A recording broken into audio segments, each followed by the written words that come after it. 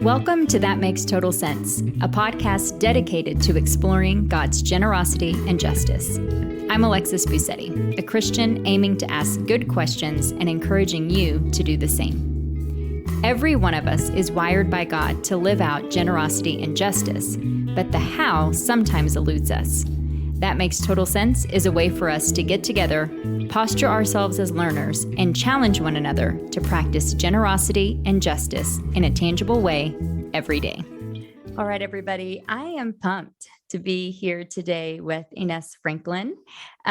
She and I connected over social media, as we do these days. And then as a Fuller student, I was perusing one of the recent magazine articles that came out from the seminary and saw this beautiful face that I recognized from Instagram. And so, Ines, I'm so glad to have you here today and to hear more of your story. This article kind of whet my appetite just to hear more about the thing I kept thinking was of how God has been just so generous in your life over these decades. So welcome to the podcast. Thank you, Alexis. It's a joy to be here. And how awesome it is that we can connect through all these wonderful mediums. So great to be here. I love it. So just a little bit about you before, and forgive me because all of the kind of titles and organizations, I kind of want to save those and kind of talk about those a little bit later, because I really want for us just to get a sense of who we're talking to and where God has brought you through these decades of your life. But you have an MDiv from Fuller. And Yes. So that was one of our connections. I love that. We'll get to this later, I know, but seeing a Latina pastor and teacher come out from the same program, from the same seminary as me is just really personally meaningful. So I just want to say that up front. Wonderful. That's really beautiful.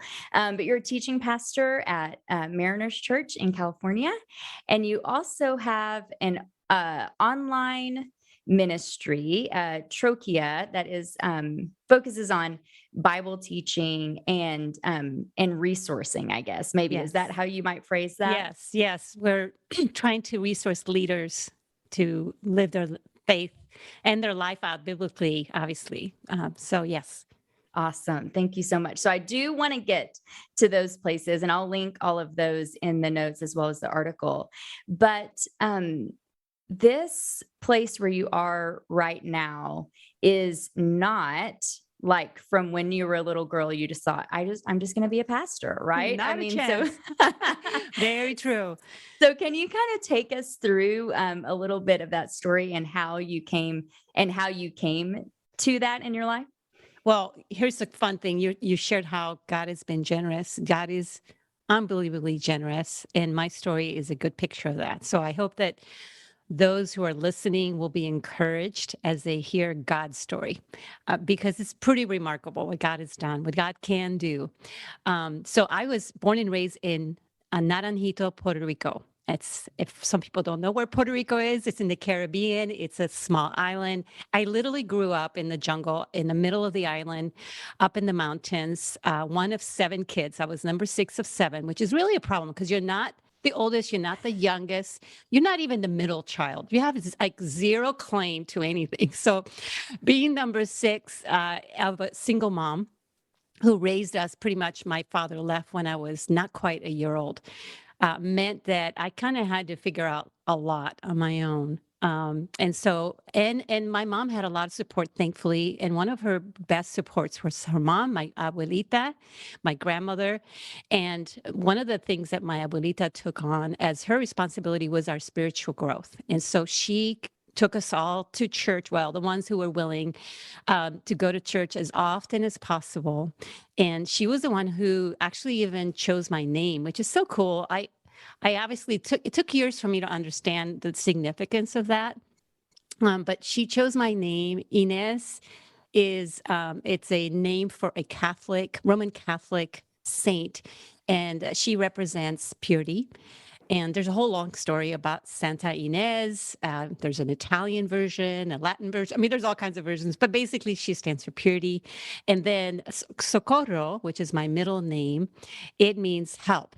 And it is another name or an extension of a name for the Virgin Mary in Spanish, meaning she is the perpetual helper. And so my name, Pure Help, was, I think, my grandmother's dream for me and prayers for me. Now, I'm not special. She prayed for all of us. She cared about all of us. I think she had a desire for all of us to have a spiritual grounding. And in my name, she poured that even deeper, and she prayed for me a lot. So she took me to catechism. She was the one who took us there. And man, I got in trouble immediately. Class 1. And I was a scrappy kid, super ADHD, couldn't sit still. And we're sitting on the pews in the front of the church trying to listen to this nun teach us about the Bible, about God. And the first thing she did is to tell me that God created everything, that everything that was here was created by God. There was nothing before he created it. And my inquisitive mind immediately shut up my arm and said, wait a second, if there was nothing before God created it, where was he standing? Which I thought was a perfectly reasonable question to ask. Totally valid. Right? And everyone started giggling, and there was a little bit of gasping going on because the nun got very upset. And she told me I had no faith, that I should not question God. And I was sent to the back of the chapel to pray Our Fathers and Hail Marys, I think it's called in English, and pray for forgiveness. Well, the next class, I went in shame, obviously. At the end of that day, I went home kind of pretty bummed. And I asked my mom and my siblings the question, and they all thought it was funny. But the next class, the nun told us that there was a place called heaven, that this world and all the suffering, all the injustice of this world would one day end for us, and that we would be in a place of peace and wholeness and no more tears and sorrow. And that sounded amazing to me. And again, I'm 7 years old or so, and I have questions. And so I wanted to ask so badly, then why are we here? Why don't we go to heaven now? What's the point of waiting? So, but of course, that was not acceptable. So I did not ask the question. Instead, I determined, you guys can stay on earth. I'm going to heaven today. And I went home. I walked home, because this is how we did it, and climbed to the roof of our home, got to the edge of the roof, lifted up my hands, and I told God, I'm coming to heaven today. I am not waiting. So I went to do this, and I looked down, and there was a lot of debris below. I thought, I might harm my body. There was a pretty big ravine where I went. So I decided to go to the other corner of the house. And the roofs in Puerto Rico are flat, by the way, concrete flat houses. And so I went to the other corner. The ground was flat. This is a good place to jump. So I raised up my arms again. And in Spanish, I told God, here I come, aquí vengo, So I raised up my hands, and I heard this very loud, bájate, which means get down. And it was loud. It was very powerful. And I immediately knew somebody saw me on the roof. It would be easy. We live in a mountain. So I immediately got off that spot, went down and hid, thinking that I was going to get a good beating. That's what happened in our house. Whatever my mom had handy, that's what came at us. And then nobody came. And I thought, was that my mom? Was that my brother? Was that my sibling? Was that a neighbor? Wait a second. Was that a man or a woman's voice? And the moment I had that thought, I instantly knew it was God. I just knew it in my soul. And I sensed these things. The only audible voice I heard was bájate. Beyond that, it was all happening in my head. And this is what I sensed that I was hearing from God. As a child, I felt like I heard this from God. You don't get to choose when you go to heaven. That's my choice alone. But it's not fair. Life is hard. My brother kicked me. I had all kinds of, I had to sleep with my sister. Why can't I sleep with my other sister? My shoes have a hole. So I'm complaining everything. You must endure. I have a purpose. I will be with you. And I remember thinking, I do not like you, God. This makes no sense to me. Why would you leave me here? I don't care that you have a purpose. And what? You're going to be with me everywhere? I can't even choose to run away from you. And at 7 years old, that was my picture of God. And I heard years later that children are the best recorders of information, but they're the worst interpreters.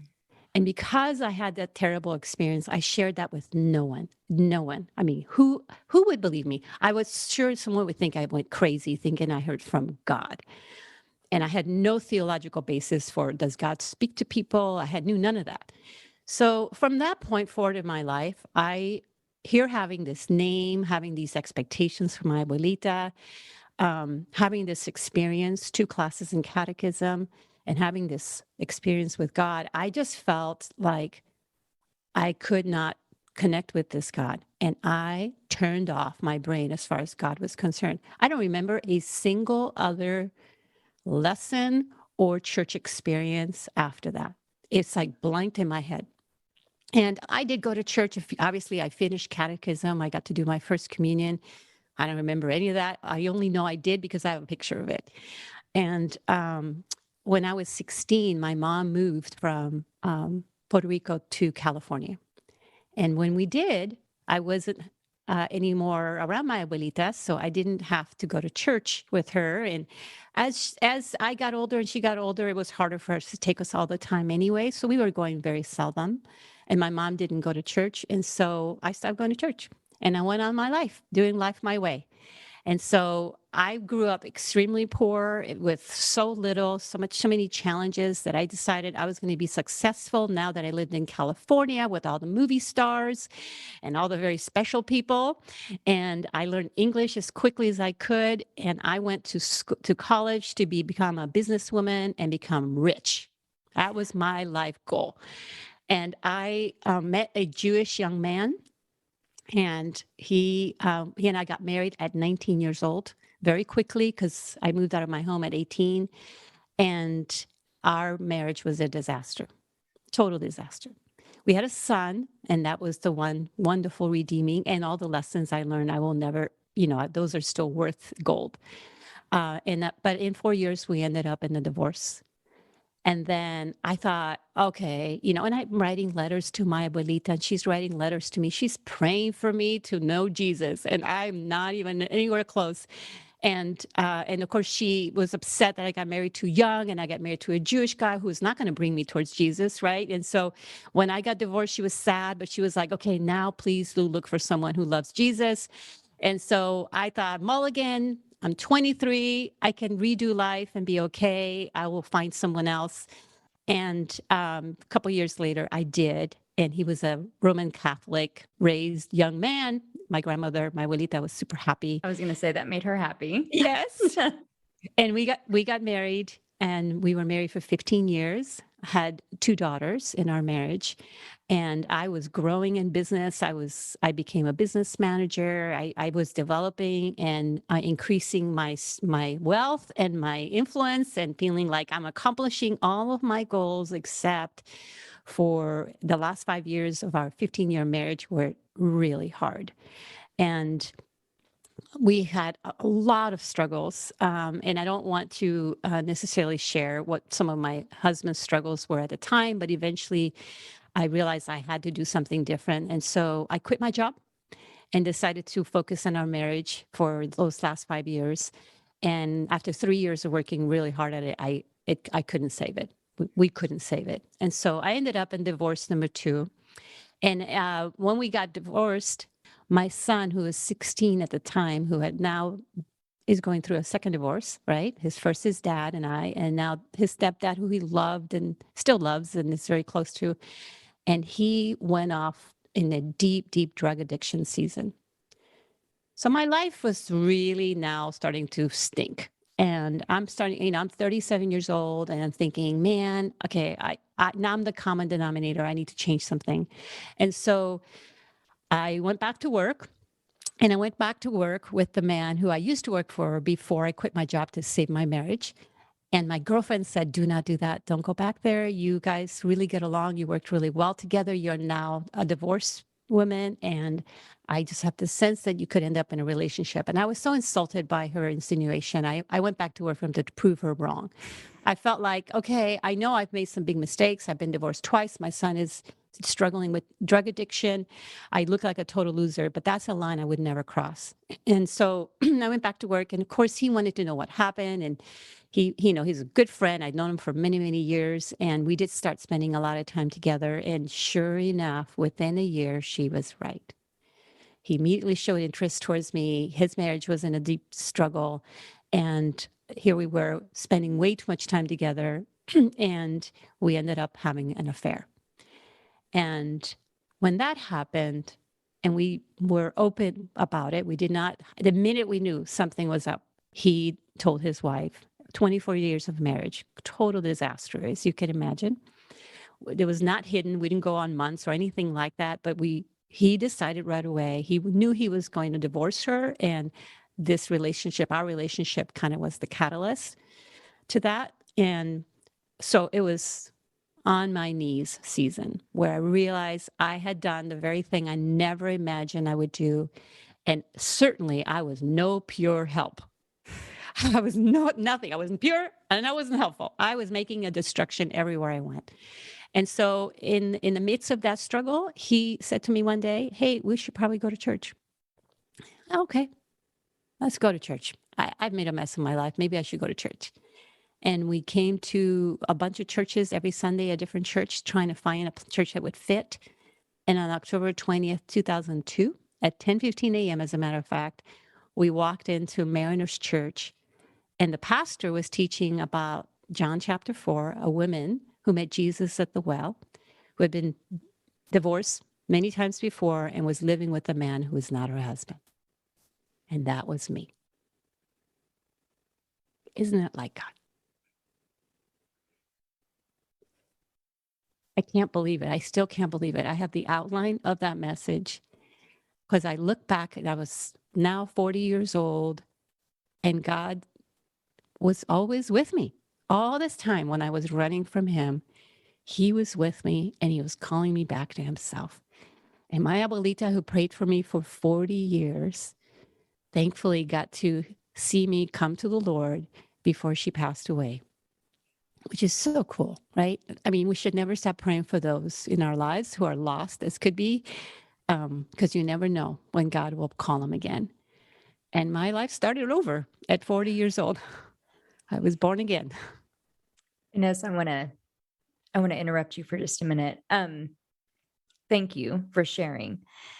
The first thing I thought is, as you were sharing, I thought this feels a little bit like reading through some of the Kings, where you've kind of whipped through this story, and superficially, we kind of imagine it and think, oh dear, but it's kind of so quick, and for time allotted, it needs to be in this space, but sometimes it's hard to slow down with the biblical characters or people that we encounter and really empathize with what those struggles must have felt like at the time. Kind of easier to step back from this point and say, oh, that was in 2002. It's been 20 years. And, but to just pause for a moment and just kind of like acknowledge, I don't know, like the reality, that these were years and years of your life that you've been so generous to share with us and skip through. But those were some really low lows that you've described. The other thing that came to my mind, I think maybe one of the reasons that I was particularly drawn to your story, besides the fact, I know you're getting to seminary in just a minute, but besides the fact that I'm a 40-year-old seminarian, Latino woman, but is that John 4, for years, probably maybe going on 4 years or something like that, this story just keeps coming up. I keep meditating on it. It resonates with me. And the question, the rhetorical question that I have of the Lord in that story is, what kind of love was that? Because even in your story sharing just now, you started kind kind of with the shame that you felt in that first class, right? Having Yes. asked this question and left in, feeling this shame. And when I read the story of the woman in the well in John 4, and when I insert myself into her place, and this may not be where everyone goes or what everyone feels when they enter into that story, but when I put myself in her shoes, I feel shame because I think if Jesus told me everything I had ever done, if I heard someone say out loud, that's what the scripture says, right? He told her everything she'd ever done, right? And instead of feeling shame, that was her evangelistic invitation to her village. Come see a man who told me everything I've ever done. Yeah. And that's my question for the Lord is, what kind of love is that? That for me, it doesn't feel like an invitation to share. It feels like an invitation to shame. And so anyway, I don't really have a question associated Can with I that. speak into that though? Can I speak into that? Except for that's just kind of been the place where I've been mulling over this for quite a few years. So I would love for you to speak into that. Yeah. Well, and the reason for that is because, the part of that story that bothered me more than anything was after she shares her testimony, they come and meet Jesus, they get to know Jesus. They say to her, now we believe in him. We don't need your testimony. Like, we're okay. Thanks for that. But now we know him. That used to bug me. But now between that and what you shared, I want to say something about that story that so connects with my own. When I felt seen by God, well, as a child first, right? Seen by God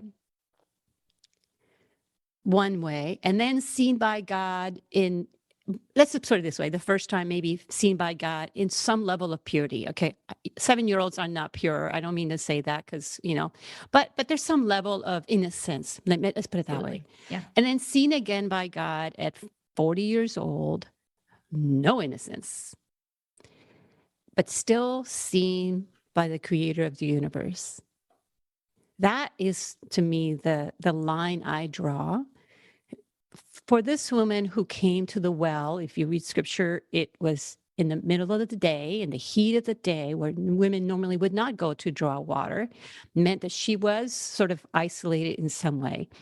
We don't know if her divorces were her fault or something she did or something that happened to her. We don't know the reason, but culturally speaking, it would have been a shameful story to tell. Even today, when I share my story, whether it's in the US, I've done it in India, in Kenya, in Latin America, in China, it's a shameful story to tell. We don't like these stories. They just tell about a lot of failure. So I could see that she went to that well with shame indeed. But when Jesus sees her and still is with her, that's where I sense his love. I sense for myself, God who said, I know your story and I still love you. Your losses could be, you've been trying to find your way on your own, but I still love you. I'm going out of my way to meet you. That is so powerful to me. And then what's insane is that then from that point, he has called me to share my story. I'm sharing it with you today, 20 years later, with a little bit more like, I don't know, maybe clarity. And I'm not sobbing, although I am crying right now. If you guys can see me, my eyes are wet, no question about it. I can never say it without tears. But I used to not be able to even talk. It would choke me up so badly. And then I would just get so full of sorrow for the story. And to think that God has said, no, I want you to tell your story, just like the woman at the well. She just said, he told me everything about me. I'm telling you everything about me so that you can know him. And that's the same thing he's calling me to do. It's just truly remarkable what God does with that. Yeah. Thank you so much. So that was kind of a new beginning. Yes. For you. Yes. A new beginning. So share with us what happened. Yeah. So I started reading the Bible for the first time. I'd never read it before. And in 2003 is when I started reading the Bible, and I became convicted of my sin big time. I mean, it was reading the 10 Commandments and realizing I had broken every one of them was just like crushing. So I went I went from being seen, being loved, back to shame, and then receiving the grace of Jesus. Took me later in the year when I finally got to the New Testament. And 2 years later, I felt called by the Lord. I was writing prayers. Every day I was writing a prayer. Someone encouraged me to do this as a practice. They told me not to edit my prayers, just write whatever was coming out. And I was doing that. And 2 years later, I wrote this prayer about writing and teaching. And I was writing a prayer that didn't exactly spell it out that way, but as I was writing it, I was having this sense of like God's telling me, you're going to tell the story, you're going to teach my word. And he gave me these topics. It was like a download. And so I wrote them down. I wrote the topics down. And after I wrote them, I looked at them, I thought, this is ridiculous. And I moved on to the next day and I kept writing prayers, but this one would not go away. And so I realized, okay, if you really are wanting me to teach, I need to know your word better. So I joined a Bible study, a women's Bible study, because I didn't know the Bible. I was just reading it for the first time. Now maybe the second time, although I skipped a few minor prophets. But I thought I got to learn it quick. So I joined a Bible study and the women wouldn't do their homework. At least the class I took, I'm sure there's those who do, but that class didn't. And they were only studying one book of the Bible a year, way too slow. I'm 40, 66 books, do the math, right? This isn't going to work. I'm never going to teach God's word. So I was complaining to a friend who happened to be at Fuller. I didn't know that at the time, but I was complaining to him about my struggle. And he said, you should apply to seminary. And I thought, oh, that's a crazy idea. I'm now 42. I have a daughter who's in high school, one who's in college. Are you crazy? That sounds crazy. But he encouraged me. He connected me with Fuller. And I ended up meeting with the director there. And I decided to apply. It took me 2 years to get in because I didn't have an undergraduate. And there's a lot of hoops you have to jump over in order to get accepted in the seminary as someone who didn't finish the basic education. And so I finally got in. And the first class that I took, I left that class sobbing, thinking I lost my mind. Like, what am I doing? I'm in school. I have to write papers and take tests, and I'm in my 40s, and I have a family, and I have a busy life, and I have lost my mind. And a really sweet woman saw me in the parking lot crying, and she came and gave me a hug, and she said, I cried on my first day too. Wow. And so I went into seminary learn about God and learn about the Bible and try to, understand my faith. And 2 years into it, I got invited to evaluate the services at Mariners by the gal who would run the weekend experiences. And I thought, okay, I took one preaching class. I guess I learned how they evaluate, I'll evaluate. I started doing that. And then they invited me to be part of the teaching meetings. And so, okay, I'll do that, because she thought maybe if you listen to the teaching meetings before the sermons, you know what's coming and you can give better feedback. Sounds good. And about another year into that, she said, hey, would you be willing to teach? And so on November 11th, 2011, yep, exactly right, I got invited to teach at the chapel at Mariners Church. And I thought, they are very desperate. They don't have anybody to teach that Sunday. Now, just for the folks who don't know Mariners is a mega church. They have a 3,500 seat auditorium where they do the Sunday services. But right next to it, they have a chapel. And that chapel seats about 300 people. And they were doing services there that were more reflective, obviously more intimate, in a more liturgical space with liturgical responses, communion every Sunday, et cetera. And they had teachers there doing it, and they needed someone. And so I taught. It was a terrible sermon on the resurrection. And I still have it because it's good. It was all about God's word, but it was not, I taught terrible. But they asked me to do it again. And a few weeks later, I taught again. And then they said, could you teach once a month? Okay. And my answer at that time was, God called me to write, God called me to teach. Anytime I get invited to do those things, I will say yes. And so that was always my answer, even though I was terrified. And of course, I did not feel well trained for it. I was still learning. And I felt I was the last person on earth. Now, think about this for a moment. We started out talking about my abuelita, who took me to a chapel in Puerto Rico, Roman Catholic chapel.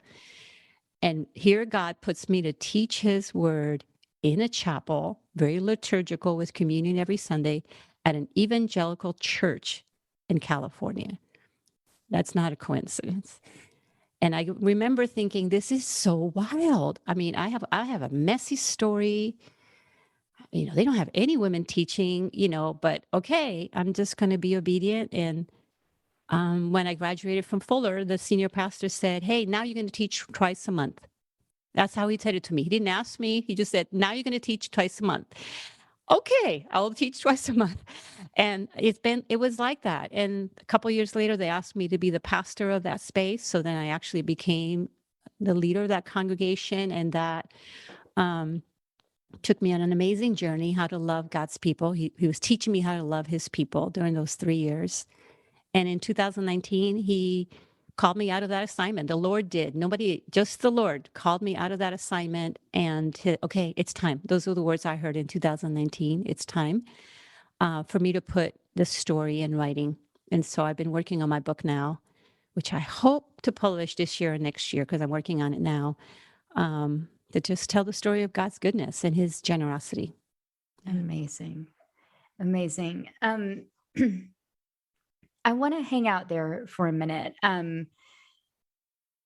There's a lot. I think one of the places that I kind of want to explore with you is the writing of your prayers and that practice. I would say I grew up in a tradition that it's kind of funny because it was a tradition that really kind of balked at disciplines and liturgy and that kind of thing. And kind of, as we know, generally when traditions kind of balk at those, it's because they kind of already have their own. They just don't call them those things, right? So we would, sing 3 hymns and someone would say the same offertory prayer every week and, all of that. It's but liturgy. There was, it was a liturgy, but it was not written in the book anywhere. But I would say Fuller was the place where I was most intentionally introduced to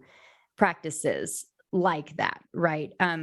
Like writing your prayers or centering prayer or Lectio Divina or any of those things. I joke in my college years, I kind of rebelled and went to an Episcopalian church, which was like just wild, for my Bible Belt family to get on board with. But I enjoyed the liturgy and I enjoyed the communion every week. But I wonder if as a teacher and a pastor and someone who's kind of been in those spaces for a while, I imagine that part of it was new to you as well when you started kind of exploring God in that way.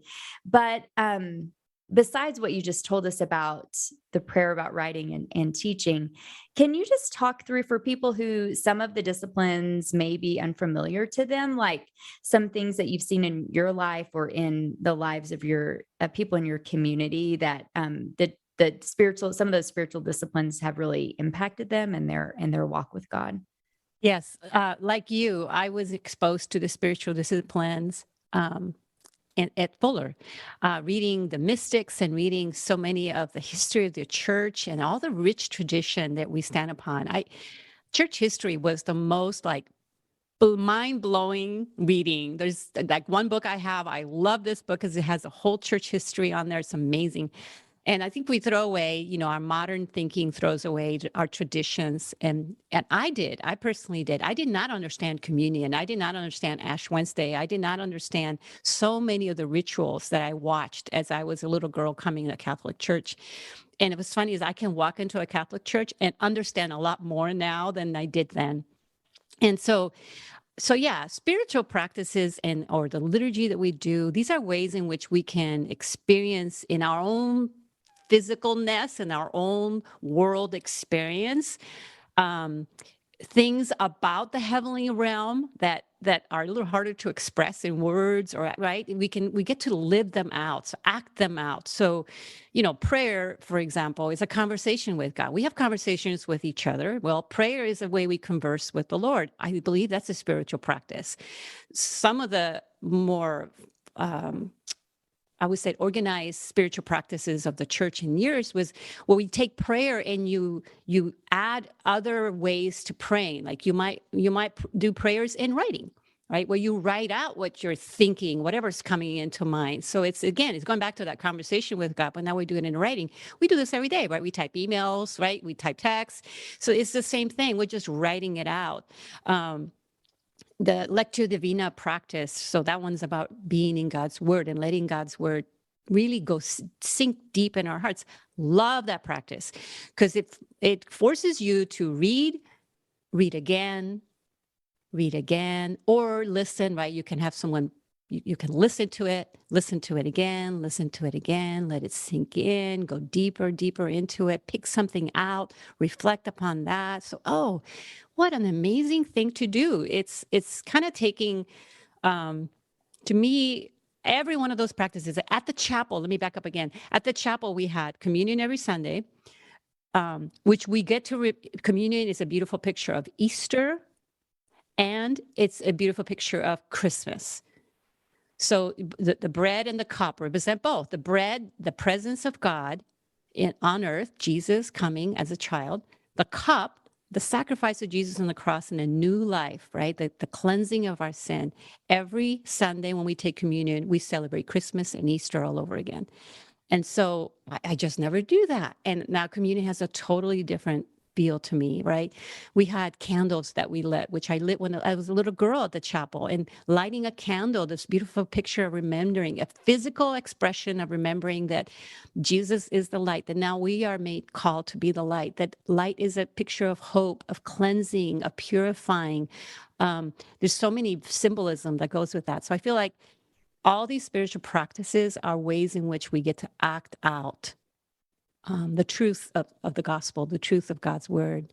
Yeah, I hope that. Oh, that's beautiful. Thank you so much. And the other place that I'm kind of dying to go with you is, as you shared that story again, I'm kind of envisioning, those little like kind of small steps that, you didn't know it at the time, but were taking you into a position where you were teaching and pastoring at Mariners. But tell us about like when you kind of realized, oh, I'm like the only woman doing this, or one of the only women doing this, or, oh, I'm the only woman of color who's doing this. Well, into my teaching journey, I got invited to teach on Mother's Day in the main worship center. Remember, I was teaching in the chapel, which at first it had about 60 people, and it grew. There were 2 services every Sunday, about 60 people each, and it grew to about 300 people. So our congregation at the chapel was about 600, but you have 3,500 people meeting just next door. So I got invited to teach on Mother's Day with the senior pastor a message. And this is, again, where I look back and I just can't believe it. You just have to say yes to God and not try to overthink it, because you won't understand until later. The pastor, who always wrote his own messages, told me, you write the message and you give me a part of it. So I wrote the message, and this is what God put in my heart. It was called Beautiful and Brave. So I decided to talk about in Genesis, where a woman is called a helper, which is an Azer. And then I talked about Proverbs 31, where she is called a noble woman, a Chayim. And so Azer Chayim. And I taught about women and how we are this powerful partner to men. And that I want us to call the women that you are beautiful because God said so, but more importantly, you are brave because God created you that way. It's not something you have to get put on. You already are. So I wrote this message, and he took on beautiful, I took on brave, and there I was talking about the women in creation before the fall. I couldn't believe I did that. Anyway, I did boldly and called women to be Ezer Chayil and to step up to the calling that God has called them, a warrior, really a warrior to serve alongside men. Several people left the church. And I did not know for 2 weeks. So 2 weeks later, in our teaching meeting, the senior pastor sort of mentions 2 people left the church because I preached in the men's sanctuary. And that was the first time I realized that me being a female teacher was a thing. You got to remember, I kind of knew that from my Catholic upbringing, but now I'm in an evangelical church. So I mean, they asked me to teach, so obviously it must be okay, you know. But that's when I remember I started bawling. I started bawling in the meeting, and he asked everyone in the room to leave. And he said, Inez, are you telling me that the minute you're going to have some opposition or objection, you're going to run? Because my first thought was, I'll never do that again. I'll never teach again. That's okay. I will teach in the chapel. I don't have to do that. And he's like, no. You cannot just run. And he challenged me and reminded me of the calling that God put in my life and encouraged me to stay the course. And I think that was the beginning of me realizing that, yeah, and of course, I did more research and tried to understand the objections, and I went crying to my professors. They gave me books to read. I listened to podcasts. I went down a really long rabbit hole to understand the objection of women called to teach, because I felt called to teach by God. So I wasn't, clearly I was reading the scriptures from the lens of the times, not necessarily today, but some people read it as today. And so I went down the journey to try to understand that. And so shortly after that, I would say within a year, I had some people reach out to me because they saw me as a female teacher at Mariners Church, Latina, and they had lunch with me. And the gal at the lunch was telling me how I am a woman of color. She was actually referring to me that way. So you as a woman of color, I'm like, I have never thought myself that way. I have never looked at myself in the mirror and said, I'm a woman of color. I don't know that I can own that. That seems very strange way to talk about myself, but I didn't understand it either, truly. And so it's been a journey for me to embrace this. I can tell you this. That senior pastor who's now, he's now an emeritus senior pastor. I have a new senior pastor at Mariners Church. He has always encouraged me. And he told me recently, maybe about a year ago, he said, Inez, you're blazing a trail. You're blazing a trail, and you need to know that, the responsibility that you're holding. And I was holding it before I understood I was holding it. And I'll finish with this. When I went to seminary and I started crying that, my goodness, I am learning Hebrew words and Greek words. What am I doing? I'm memorizing a whole bunch of Charles, and I'm trying to figure out which is which and what year they were born. I mean, I was having such a hard time studying and memorizing things and thinking I lost my mind. God gave me a picture that he was giving me. He was sharpening an axe. And it came from a quote I read that someone said, give me 6 hours to chop down a tree. I will use 4 sharpening my axe. I know it was someone famous. I can't remember right now, but I thought, okay, God, you're sharpening an axe for something. When I finished seminary, I thought, I have an axe. I'm going to go cut down a tree. This is perfect. I'm ready, God. Where are we going? And I felt like God said, no. Actually, now I'm giving you a machete. And a machete is this really long knife that Latinos use to cut down weeds. And the picture that God gave me is, no. Here's how a machete is used. Sometimes you swing it in front of you. Most of the time, you bend down to the ground and you're cutting down weeds at the bottom. And it is a hard job. Nobody sees you because you're buried in the weeds. And you're down there at the bottom, creating a path for others. Recently, literally just a few weeks ago, I was in Texas and a woman at an event, and a woman walked up to me and she gave me this picture. She said, Inez, I just felt God was trying to tell you something. If you feel like you're being pulled back, like you got pulled out somehow, the picture I got was an arrow as it gets pulled back before it gets released. Why do I say that? I started with this idea that I went to seminary to do something remarkable for the Lord. And the Lord said, no, you're going to serve people. You're going to serve my people. You're going to love my people. You're not going to necessarily be seen, and that's okay. You might be invisible to the world, but you're not invisible to me. And then ultimately now what he's saying to me is, you're in my hands. I will be the one to send you where you need to go. So yes, I'm the only female teacher Mariners has ever had. Now Christine Kane is part of our team. But homegrown, I'm it in the 50-year history of Mariners, actually almost 60 now. I'm the only Latina teacher, although there's a young woman named Gloria who saw me years ago and felt like the Lord said to her, "Hey, you can do this." And now she's also learning to teach, and has had opportunities to teach 4 or 5 times a year. So I'm coaching her and helping her and encouraging her. So I know that God is doing something amazing, but I want to be like the arrow that's fully submitted to the Lord to send wherever he sends me, and not think that I'm going to go save the world, but he is. So, Wow. Thank you, Ines. I know you just said we'll close with this, but I want to take that and just give you opportunity, as you talk about having that machete to clear the path. I want to give you just opportunity, and I will link it, but tell us about that path ministry that we mentioned at the beginning, that trochia. yes. So trochia means path. It's a Greek word in Hebrews chapter 11, verse 12, where it says, "Make level the path for your feet so that the lame may be healed." And this idea of us living our journey of faith faithfully, so that not only do we experience healing, but others will as well. And so the Greek word is used only once, this particular word, trochia. Sounds like trachea, but it's trochea. And I thought it was a fascinating word, so I used it as my ministry name. And so I started this ministry in 2010, not having a clue what I was doing. I was in the middle of seminary. I thought, I'm learning so many stuff. I'm supposed to teach, so I don't have any places to teach. So I'll just write blogs and put the stuff out there. And I started with that, and I ended up with other writers and other voices that joined me in that effort. We're actually relaunching the website here pretty soon, which will be even clearer what we're trying to do. But really, I just want to mentor, the next generation to live a life of faithfulness. I feel like my story is a picture of how God is with us in the good times and in the not